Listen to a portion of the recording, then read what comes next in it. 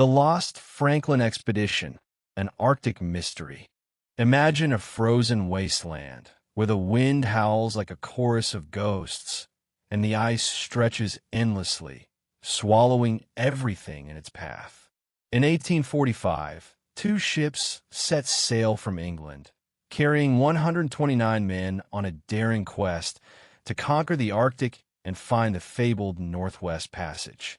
This was the Franklin Expedition, led by Sir John Franklin, a seasoned explorer with dreams of glory. But somewhere in the icy grip of the far north, those ships and their crews vanished, leaving behind one of the greatest unsolved mysteries in history. What happened to the Franklin Expedition? Did the Arctic claim them in a brutal act of nature, or is there a darker, more chilling truth buried in the ice? Welcome to a tale of courage, desperation, and a lost expedition that haunts us to this day, an Arctic mystery that refuses to give up its secrets. Settle in, because we're venturing into the frozen unknown, where the line between survival and doom is as thin as a whisper in the wind. This story isn't just about a disappearance site's a journey into the heart of human endurance, where hope battles despair, and the truth remains locked in a frozen grave. For every clue we uncover, the mystery deepens, pulling us into a web of tragedy and unanswered questions. Did the Franklin expedition succumb to the merciless Arctic, or did something more sinister seal their fate? As we unravel this unsolved history, I'll take you through the harrowing journey of these men, the clues they left behind, and the theories that range from the scientific to the downright haunting. So, let's step back to 1845 and follow the trail of a lost expedition, where the ice holds secrets that may never see the light of day. The Franklin expedition was one of the most ambitious ventures of the 19th century. The British Royal Navy, eager to chart a navigable route through the Arctic's Northwest Passage, sent two ships, the HMS Erebus and HMS to conquer the frozen frontier. The Northwest Passage promised a shortcut from the Atlantic to the Pacific, a trade route that could change the world. Sir John Franklin, a 59-year-old veteran of Arctic exploration, led the expedition. His crew was a mix of seasoned sailors and eager young men, 129 in total, aboard ships equipped with the best technology of the time: steam engines, reinforced hulls, and 3 years' worth of supplies. The Erebus and Terror were built to withstand the Arctic's brutality, fitted with iron plating to break through ice and stocked with canned food, a new invention meant to keep the crew fed. On May 19th, 1845, the ships sailed from Greenhithe, England, cheered by crowds and brimming with confidence.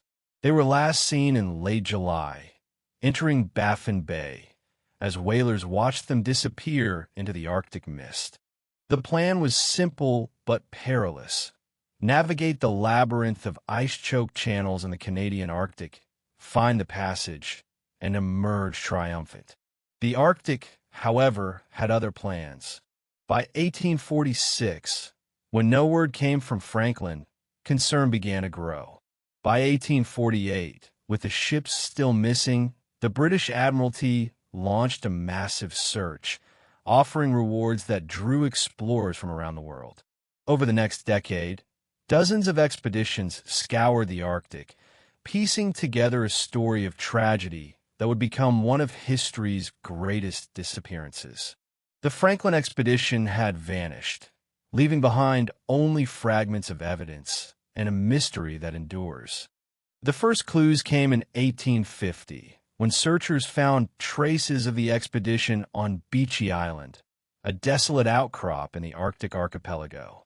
They discovered 3 graves, marked by headstones, belonging to crew members who died in early 1846: John Torrington, John Hartnell, and William Brain. The graves were meticulously built, suggesting the expedition was still organized at that point. Nearby were remnants of a camp-empty tins, tools, and a cairn with no message. The crew had wintered there, likely waiting for the ice to thaw. But where had they gone next? The trail went cold until 1859, when a search party led by Francis Leopold McClintock found a cairn on King William Island, containing a note that revealed the expedition's fater, at least part of it. The note, scribbled on a form meant for recording ship positions, was a gut punch. Dated April 25, 1848, it reported that the Erebus and Terror had been trapped in ice off King William Island since September 1846. Sir John Franklin died on June 11, 1847, the note said, with no cause given. By 1848, the surviving crew, now led by Captain Francis Crozier, had abandoned the ships and set out on foot, hoping to reach a distant trading post. The note listed 105 survivors, meaning 24 men, including Franklin, were already dead. What it didn't say was what killed them, where they were headed, or what horrors they faced next. The note was a fleeting glimpse into a nightmare, a snapshot of a lost expedition teetering on the edge of oblivion. As searchers combed King William Island, they found more clues, each one more disturbing than the last.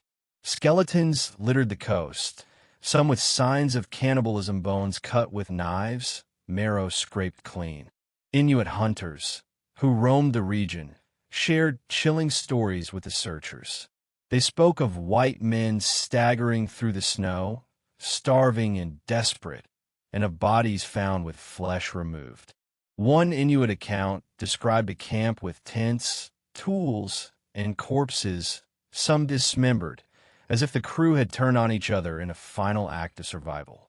Scattered across the island were artifacts, a telescope, a pocket watch, silver cutlery, and hundreds of empty food tins, their lids pried open with desperation. The Inuit also reported seeing the Erebus and Terror locked in ice, but by the time searchers arrived, the ships were gone, likely sunk or drifted away. In 2014, the mystery took a dramatic turn. A Canadian expedition, using sonar, discovered the wreck of the HMS Erebus in shallow waters near King William Island. 2 years later, the Terror was found nearby, remarkably preserved in the Arctic's frigid depths. The discoveries were a breakthrough, but they raised as many questions as they answered. The ships were upright, their masts intact, suggesting they hadn't been crushed by ice. Inside the Erebus, divers found a medicine chest, a desk, and even a sealed bottle of wine, as if the crew had left in an orderly retreat. The Terror's cabins held personal items, books, boots, a daguerreotype camera frozen in time. Yet no bodies were found aboard, and no logbooks explained the final days. The wrecks confirmed the ship's location, but not crew's fate. Why did they abandon two sturdy vessels? And what drove them to such desperate measures? So, what happened to the Franklin expedition? The most widely accepted theory is starvation and disease, compounded by the Arctic's relentless conditions. The crew faced temperatures as low as -50 degrees Fahrenheit, with ice blocking their path for years. Their canned food, a marvel of Victorian technology, may have been their undoing. Tests on the beachy island bodies revealed high levels of lead, likely from poorly soldered tins or the ship's water system. Lead poisoning causes confusion, weakness, and organ failure, which could explain the crew's erratic decisions. Scurvy, a disease caused by vitamin C deficiency, was another killer. Autopsies on the beachy island remains showed signs of scurvy, which would have weakened the men, making them vulnerable to cold and infection. By 1848, with Franklin dead and supplies dwindling, the survivors abandoned the ships, hoping to trek 800 miles to the nearest outpost. But the Arctic offered no mercy. Starvation, hypothermia, and exhaustion likely claimed them one by one.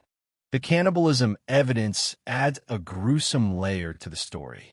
In the Arctic, where food was scarce and rescue impossible, the crew may have resorted to eating their dead to survive.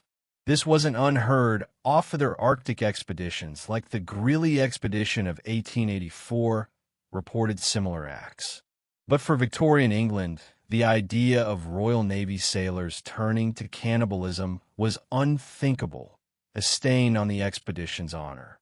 The Inuit accounts, once dismissed as unreliable, have been corroborated by bone analysis, confirming that some men survived long enough to face this horrific choice.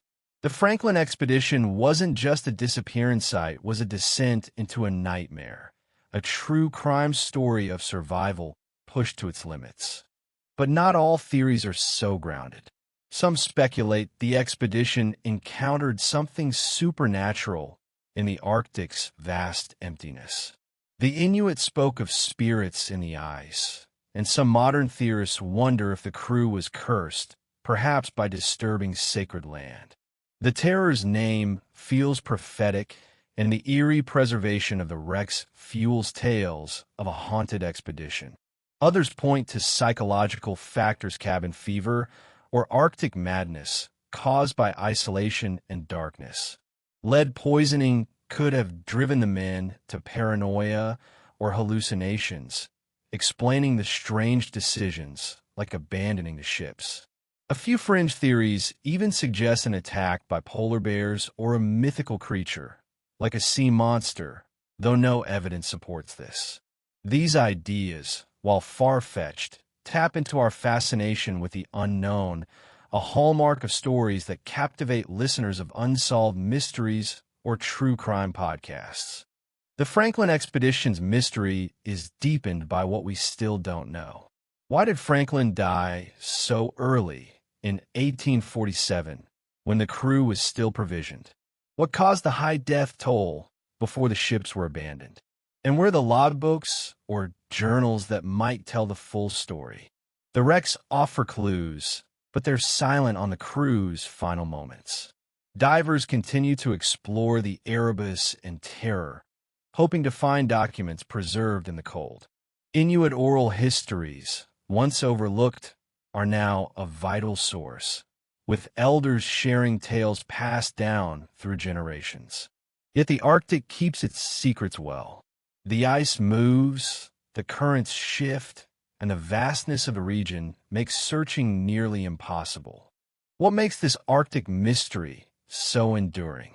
It's not just the loss of 129 minutes, the story of human ambition clashing with nature's indifference.